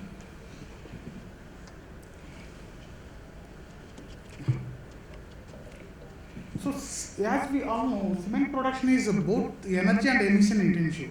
And also we also know that on average 900 kg of CO2 per ton of cement is produced. And also this CO2, whichever is produced from cement manufacturing or cement, is accounted for almost 8% of the global CO2 emission. And also to address this problem, whether we can do the partial replacement with pozzolanic materials, or else we can go for some alternative binders. So alternative binders. So these are the current pozzolanic materials or current supplementary cementitious materials which are available. So I am showing very limited supplementary cementitious materials here. So which are fly ash, slag, silica fume, cement kiln dust, calcium kyanite. So here now coming to the coal consumption and the ash generation history of worldwide. So India is one of the major country which consumes coal, and also for during 2019 and 20, if you see, almost 622 million tons of coal consumed for thermal power stations. And also generally the Indian coals consisted about 30 to 50% of the ash content. And also this fly ash is an industrial byproduct which is produced in thermal power station. And also in India, about 226 million tons of fly ash was produced in the year 2019 and 20. And also the 80% of the fly ash was utilized by several industries. And also still there is plenty of the fly ash unutilized available in our country. So with this knowledge on fly ash, now coming to the slag, this pointer is taking time.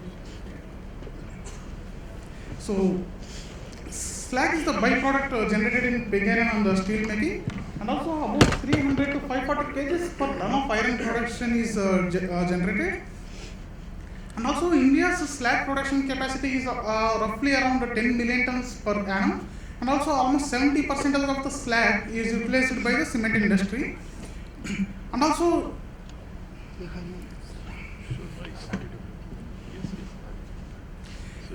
if you see the global scenario of different supplementary cementitious materials, there are plenty of fly ash and slag are available. There is plenty of fly ash is available, and there is little bit of slag is available, still unutilized. So we are taking these two supplementary cementitious materials as alternative binders and trying to produce a new binder which is having similar properties like OPC concrete. Now coming to the background on low calcium fly ash geopolymers. So as we know, fly ash is a aluminum silicate glass which is having reactive silica in it and reactive alumina majorly, and also this fly ash is not hydraulic in it. So to activate this fly ash, we are adding alkali activators which are sodium hydroxide and sodium silicate. Here the sodium hydroxide we are adding for alkalinity, and also sodium silicate we are adding it for external silica supply. So adding this activator itself to the fly ash is not sufficient. So we need to do the elevated temperature curing to form the reaction product, or to form the hardened product. So at elevated temperature we can form a product which is called geopolymer, which is a sodium aluminum silicate polymer. And this polymer varies with as alumina to silica ratio varies. And the major advantages of alkali activated fly ash concrete are it has better rheology, and also it has it requires less water demand, and it's highly workable. And also the major disadvantages of this alkali activated fly ash concrete are it is a large variable in its composition, and also the reactive content is low, and also room temperature itself is not sufficient to form the product and to get the strength. Even at 40 degrees Celsius, it requires longer time to achieve the strength. With this knowledge on background of geopolymers, low calcium fly ash geopolymers, now coming to the background on alkali activated slag. So slag is calcium aluminum magnesium silicate, which is having calcium, silica, alumina and magnesium as reactive species in it. And also this is slightly hydraulic. The slag is slightly hydraulic. For this we are activating, by activating sodium hydroxide and sodium silicate, at room temperature itself we can form a product which is calcium aluminum silicate hydrates, and this product calcium aluminum silicate hydrates varies with calcium to silica ratio and also calcium to alumina ratio. And also the major advantages of this alkali activated slag is the product formation is very rapid, and also even at room temperature curing or ambient conditions we can get a hardened product. And also the major disadvantages of this product this alkali activated slag is the setting times are very less, and the alkali activated slag is very less workable.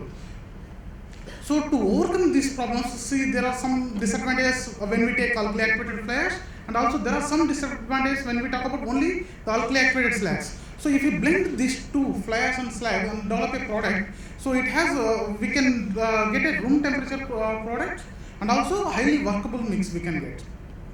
So with this knowledge on alkali activated binders, now let's go to the main topic of the work.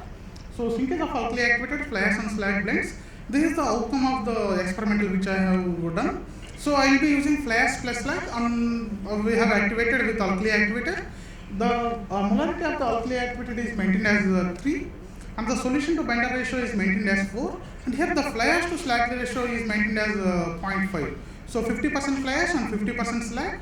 And also to study the influence of external silica, which is a sodium silicate. So we are taking 3 cases. One is 0% sodium silicate, which is a control mix. And the second case is 1% sodium silicate, and the third case is 3% sodium silicate. And also to study the different curing regimes, to study the influence of humidity also. So we have taken 2 different humidity conditions. In the first case, the product is cured at 27 degrees and 100% relative humidity, which is in a moist environment. And in the second case, after 1 day of the casting, the relative humidity is dropped to 50% and maintained as so for the rest of the age. So this is the detailed test matrix which we have maintained. So we can clearly see 50-50 0S is the control mix, and 50-50 1S, 50-50 3S is for 1% sodium silicate and 3% sodium silicate respectively. If the mix ID is having at last C, which means the continuous mass curing, and if it is mentioned as 1D, it is for 1 day mass curing, then drying at 50% relative humidity. And also we have done cement mortar also with water to cement ratio of 0.40.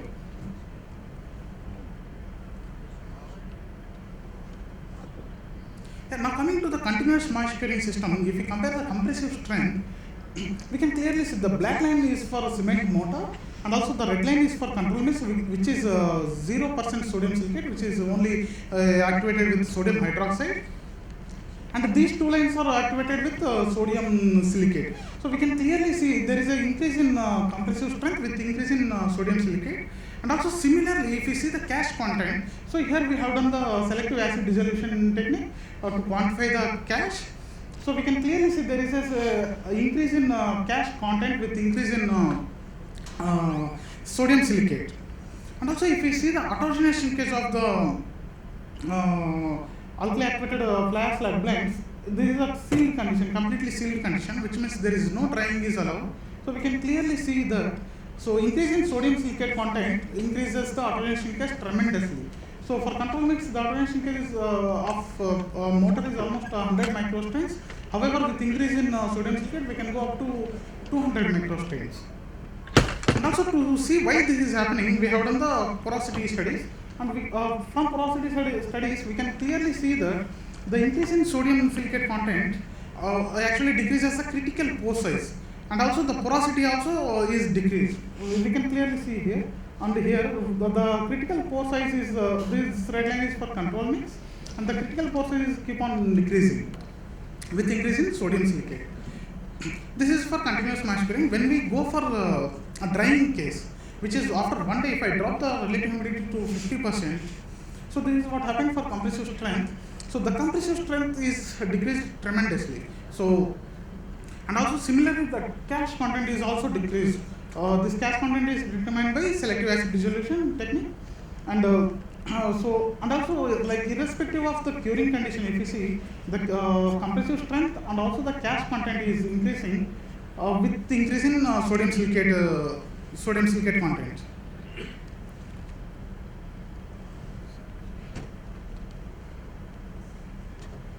Yeah. Now coming to the drying shrinkage. So this left side plot shows us the drying shrinkage versus the age, and the right side plot shows us the mass loss versus the age. So here we can see the increase in sodium silicate, increase in sodium silicate increases the drying shrinkage tremendously. For 3% sodium silicate, we have almost went for 2,500 microstrains, whereas however the mass loss is actually the inversely proportional. For the mix which is having low shrinkage is having the higher mass loss, and vice versa. And also for this, if we do the porosity and pore structure analysis, similar results are observed. Like with increase in sodium silicate actually decreases the critical pore size and also porosity as well. So now we can clearly see that. So increase in sodium silicate is resulted in increase in cash. Increase in cash resulted in increase in strength, and also increase in cash also resulted in final pore size, which is gel pores, and also because of which the shrinkage is increased. And these are the main observations which are drawn from this study. The compressive strength is increased with increase in sodium silicate, and also the increase in compressive strength is related to the increase in cash content. And also the porosity and pore structure is related to the cash content of the system. And also the autogenous shrinkage is increased with increase in sodium silicate. And also the compressive strength is decreased with a decrease in relative humidity.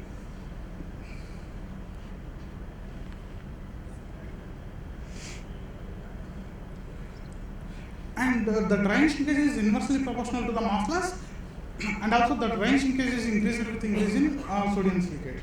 So this is for today. Thank you. Thank you.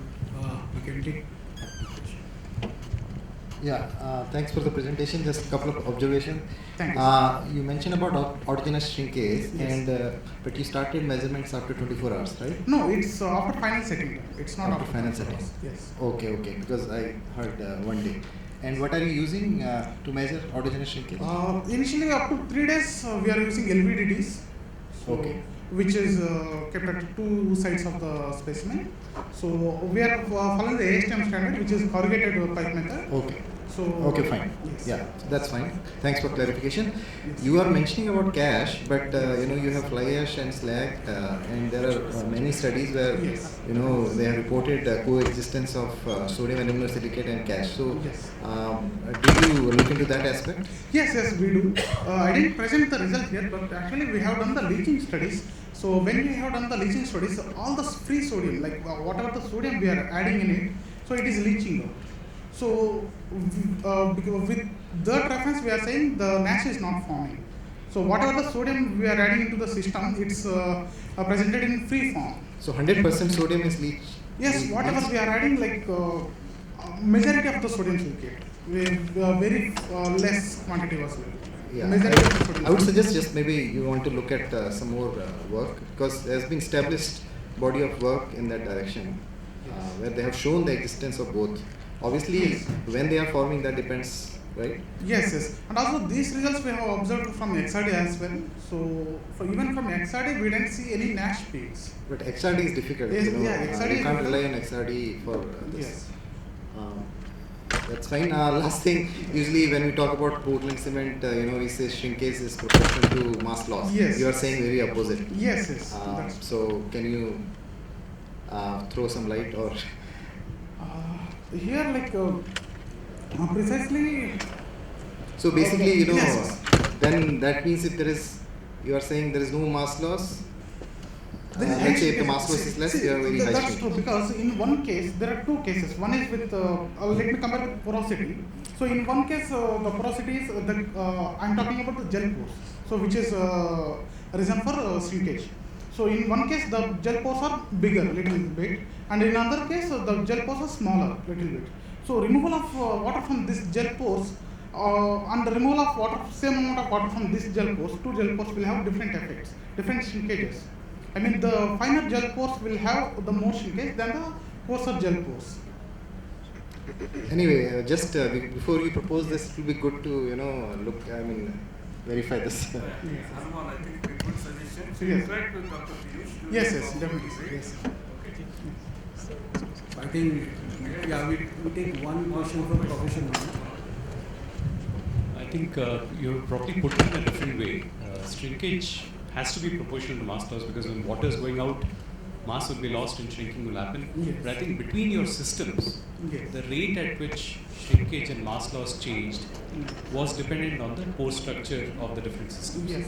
So I think maybe you should not written your conclusion like that, because Yes. shrinkage has to be proportional to mass loss. Yes, But I think between your systems, the role of the pore structure made a difference as to the rate at which shrinkage changed with mass loss. Yes, yes. Definitely, I will look at it. It should not be a generic conclusion. Yes. Yeah. It's comparing between two different Two systems. They're different systems. Yes, yes. Thank you. Just one suggestion. When you are saying porosity is decreasing, actually there are two type of pores, capillary pores and gel pores. Yes. So when you have more amount of cash forming, so Yes. that means more amount of gel pores are forming. Yes. So it may so happen that capillary pores are reducing. Yes. So you should calculate both the things, and then you can say that capillary pores are reduced, gel pores are more, and overall porosity is reduced.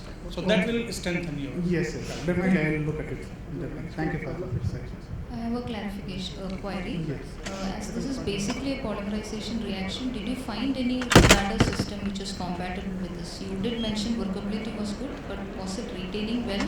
And second is, you have also done study on mortar, right? So how was the bond strength over an existing substrate? Was it comparable to an OPC or common cementitious system? I didn't get your question exactly. Can I please? First is do you have any comments on the retention of this alkali activated fly ash slag systems? Slump retention. Yeah. Was it retaining? Like, was any retarder working with your system? Yeah, I didn't check that part actually in my studies. Because generally these systems Yes, suffers that's from. true, that's true. Yeah. But I didn't, in my studies actually I didn't look at it. So maybe definitely I will look at that aspect as well. Yeah, so we move to next presentation because we are running short of time. Next presentation is performance evaluation of ultrafine minerals on the strength of concrete. And the presenters are Mr. Ajay Pathik from Ultrafine, Abhijit Chaudhary, Relativity and Pawan Sen.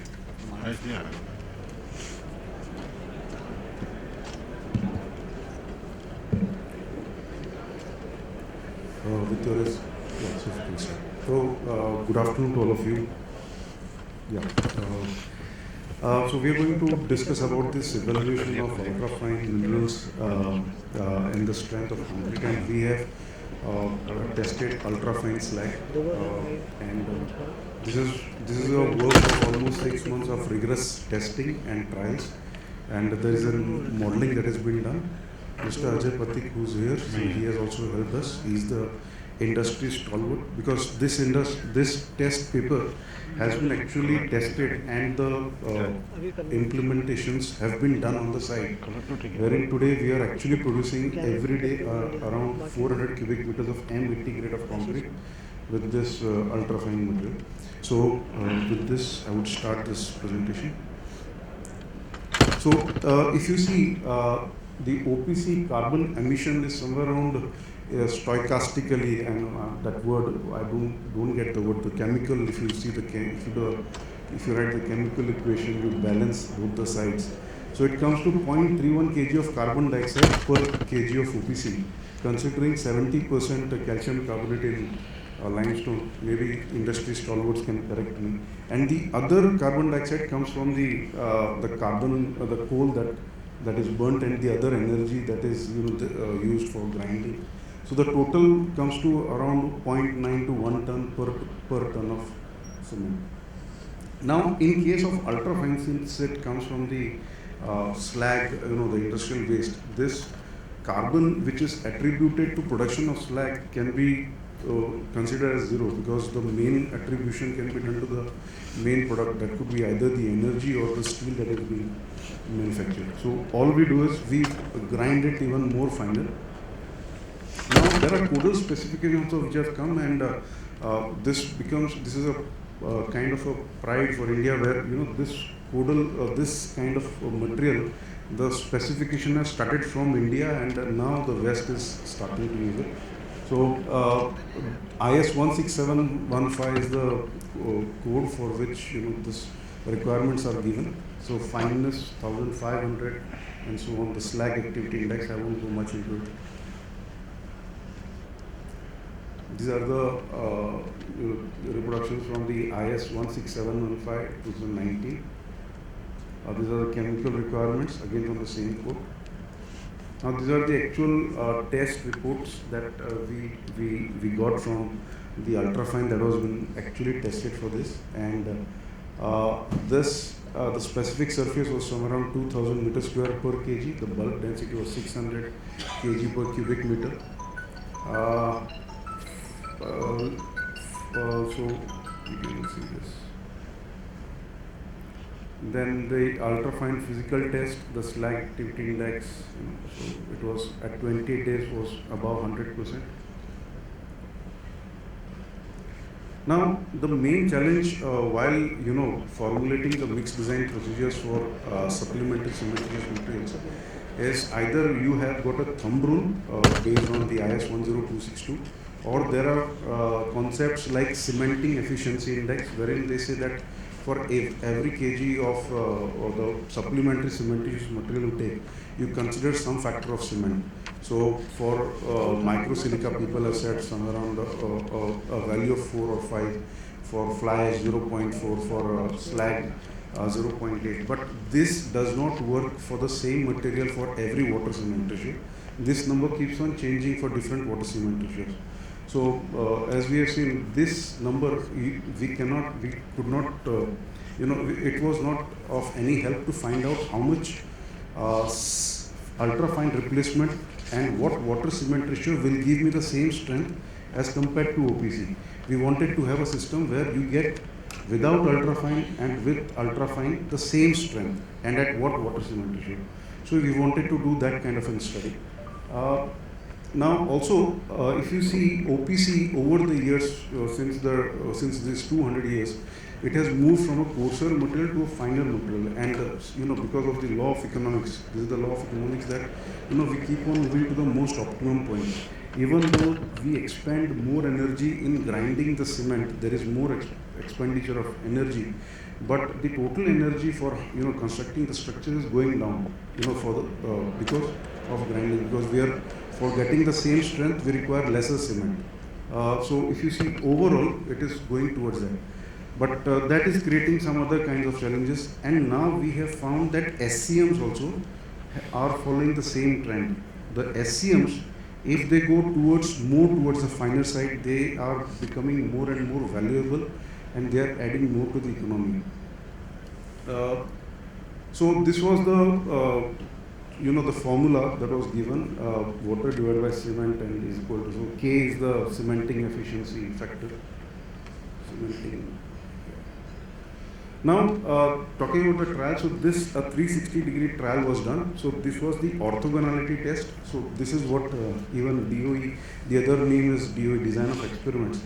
So if you see, this is the two-dimensional study plan that we did. So at different water cement ratios, right from 0.8 0.38 to 0.6 the study was done, and the ultrafine content from 0% to 5% was done. Now, there could be a bias in the test. So what we had done is we have done the randomization of the sequence. So it's not following a particular sequence.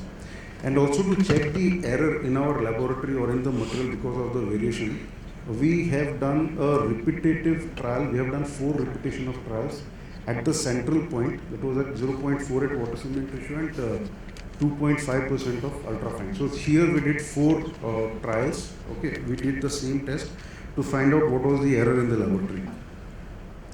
So this is how we got the mixes. So these are the different mixes that we did. Different amounts of OPC content, fly ash content, ultrafine content, the percentages. Okay, so 1.25 and so on you can see.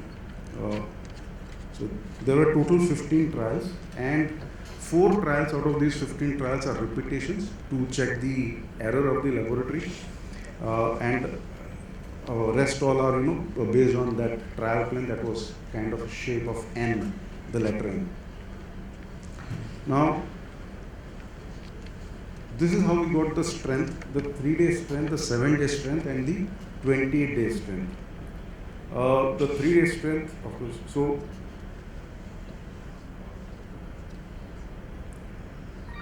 so these are the total strengths, the 3 days, 7 days and 28 days. The other studies also have been done. The RCPT test, the water permeability test, the pumpability test. Now, the workability of all these tests was kept constant by changing the admixture dosage. So all these mixes have got a retention of 3 hours, plus they have gone through the pumpability test, and this is how we are going through it. Now, this is what happened at a particular 0.38 water cement ratio. So if you see at 0%, 2.5% and 5%, this was the profile that we got for strength increase. This is at 0.44 water cement ratio.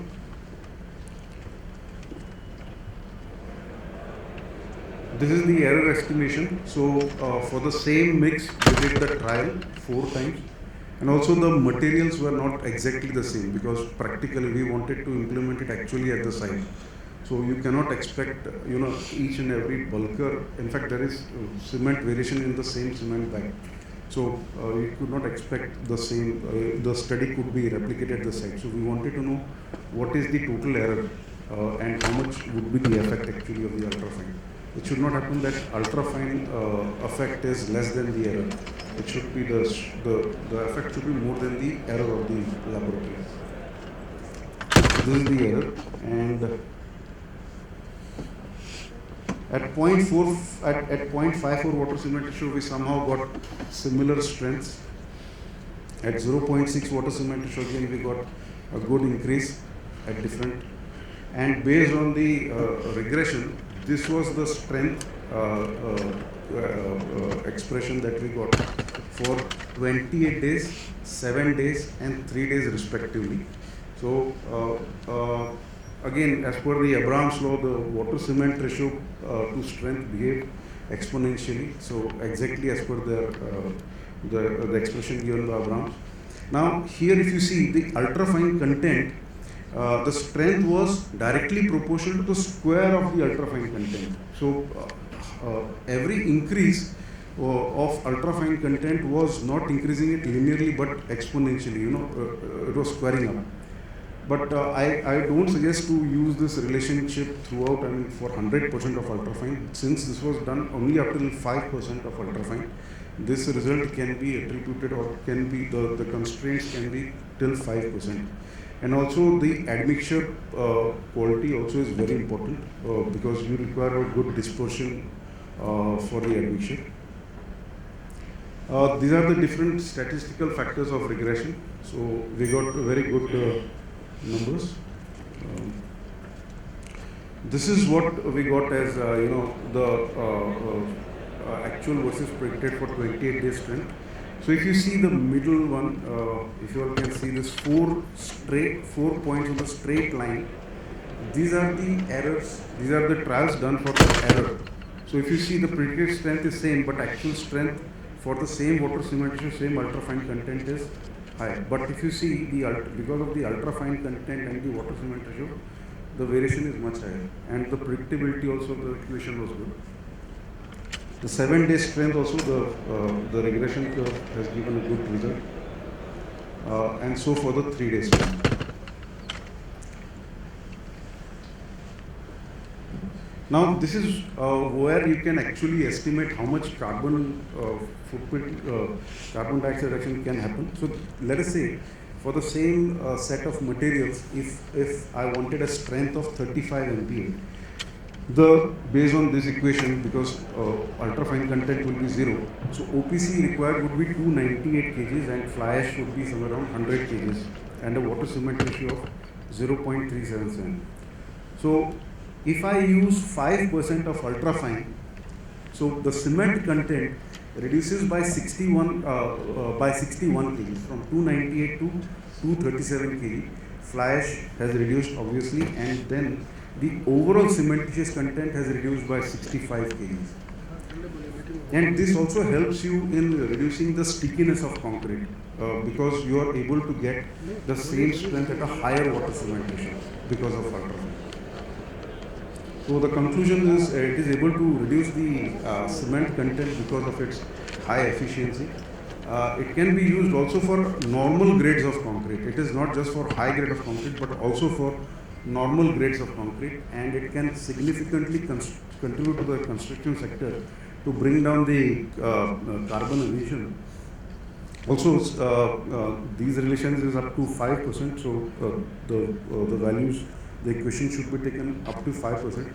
If the equations are not universal, but this relationship, that is the increase in strength with respect to ultrafine, this definitely is universal. And we have tested this in different parts of the country, and we have got exactly the same kind of result, that increase in strength with respect to ultrafine is directly proportional to the ultrafine. So with this, I thank you, and I would also request that if anyone of you all want to continue with the study of ultrafine, please feel free to contact Mr. Ajay Patel. Thank you. Thank you. We can take one or two questions. Yeah. How you are going to define ultrafine size in terms of particle size? Okay, sir. So the ultrafine, there is the codal provision, and this ultrafine is BI certified. So D95 is less than 11 micron, D50 is less than 5 micron. What about D10?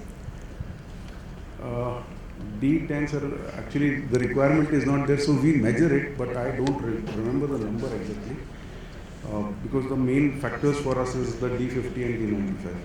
We have the data records, I will share it with you.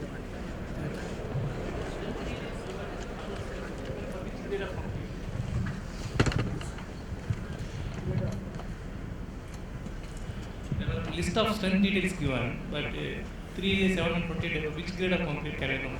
Oh, okay, so very good question. So actually, if you see, there are different ways of mix design. The traditional method of mix design is first decide the grade, calculate the mix. Now there is RMCMA method, the not RMCMA, the BRMCA, British Ready Mix Concrete Association, and the DOE method. DOE, not the Department of Environment. So here what you do is you first test the strength, and based on that you decide the grade of concrete. So that is how also the IS code 10262 for 1978 was done. So there they did the tests and they made the graph. So this is an effort to make a graph as a design guideline for all the people who want to include ultrafine in their mixes. Thank you. Sir, in the expressions, regression equations you have given. Yes. Yeah. So in the regression equations you have given 3 regression equations for 28 days, 7 days and 3 days. So what I could observe is for 28 days it was varying more with the square of u, the percentage. Correct. So what I understand is with the addition of ultrafine materials, the early strength increases more. Yes, So absolutely. Yes, sir. Absolutely, and a very good observation. This is also one of the key factors where we have been able to get high early strength. So wherever for roads where we want to open the traffic within 24 hours, So we have been able to utilize this property. But in the expressions written there, maybe the order was, reversed. No, but good observation. Thank you. Thank you. I have one question. Regarding this cost front, you said 61 kg of OPC can be reduced from that cement content, total cement content. And 17 now, kg this 61 kg, this 61 kg OPC. is for this condition. Now, maybe because the cement that I have used in Mumbai and all those things, but if you see delta S by delta U is directly proportional to the ultrafine content, that is universal. Okay. So since you mentioned about the saving of cement content, and then there is 17 kg of ultrafine is being used. Right. For a given cubic meter of concrete, what is the net cost impact? Because ultrafine is a costlier material than OPC. Very good question. So actually in the paper I have also given the cost here because of the time constraint. So based on the location, so wherever the cement is costly, wherever the markets are very far away from the cement plant, the cement is very costly. In those cases, the saving goes to as high as 100 rupees to 150 rupees per cubic meter. But let us say where the cement is cheaper, it is closer to the cement plant, the saving could be little lesser. But most of the infrastructure development where these ultrafine is having a scope for usage is a metro. Metros are far away from the cement factories. Right? And their average cement price will be around 350 to 400 rupees. Right. So in that condition, with the ultrafine, what is the cost impact per cubic meter of concrete? Wherever the cement cost is high, there the saving is more. Because you are replacing the same amount of cement. So 60 kg. So 60 into 7 rupees is higher as compared to 60 into 5 rupees. This is the question actually which normally we receive from our customers, prospects we pitch for marketing purpose. So what we do is we demonstrate the saving, and so far whatever customers we are supplying all over India, we demonstrate saving say roughly 50 rupees per cubic meter to say 80 rupees per cubic meter, and depending upon the the cost of various inputs, and as the slag activity index and say 1:5, as Ajit was also trying to say.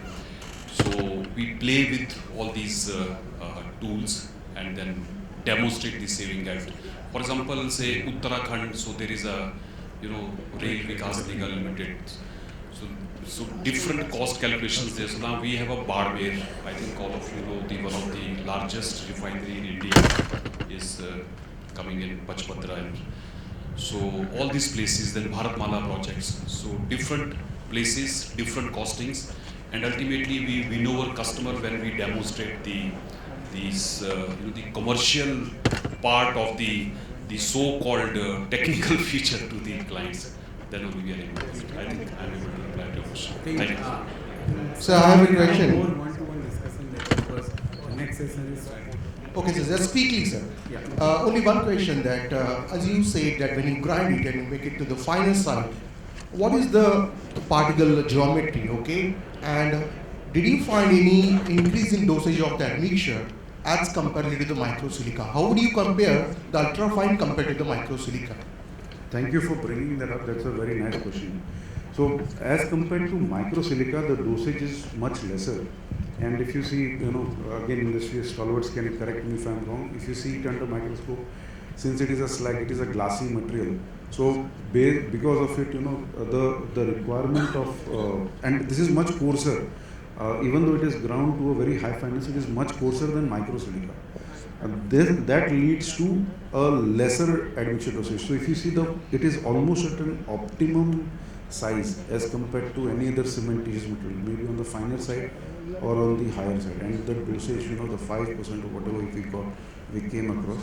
So based on that, the dosage everywhere we have got lesser dosage, lesser stickiness, higher slump retention. So these properties we have got. And thanks for bringing me back. Thank you, Mr. Anurag. We have also done some analysis, and the cost is always been a relative when especially we add ultrafine materials vis-a-vis the microsilica. It has been always observed when the cement content is high, it is observed that the saving is higher. it's very proportionate. I mean, we need to do a lot of other works using this material.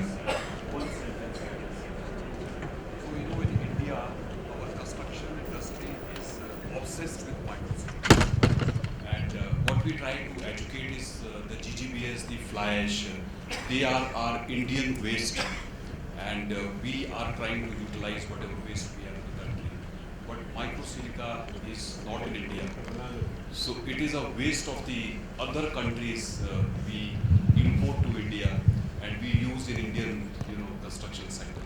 So wherever I go, I use this sentence more for my marketing purpose, but here I am making a point that all of us should know we are talking about net zero carbon emission, we are talking about utilizing the waste, whatever is in India.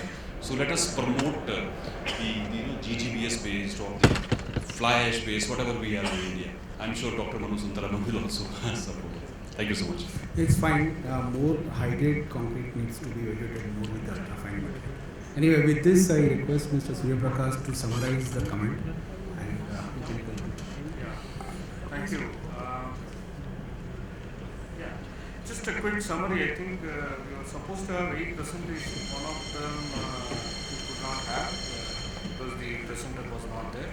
We had 7 interesting presentations, starting from shear behavior of alkali and slag, then concrete, and then we went on to create blended cement paste, followed the shear behavior in SC set, which we are trying to promote. It was interesting to note that there is a reduction in shear strength, and then also I myself presented on slab. Then we went on to talk about how the shear performance and recycled aggregate concrete was again very interesting discussions we had. Then we moved on to shrinkage of alkali activated fly ash and slag blends. I think also it created a lot of enthusiasm and interest, and then we had a lot of good interaction. Finally, on ultrafine minerals and how do we evaluate and what is the significance of those dosage on the strength of the concrete. So overall, I think the session was very interesting, and hope you all learned something from this. So sorry for the slight delay. I think there is a tea break. Please come. I also encourage you to have more one-to-one interaction with the presenters if you have any additional questions. Yeah, thank you. Thank you, sir. Now I request Shri Amit Gandhi to present memento to our chairman, Shri Pranav Desai.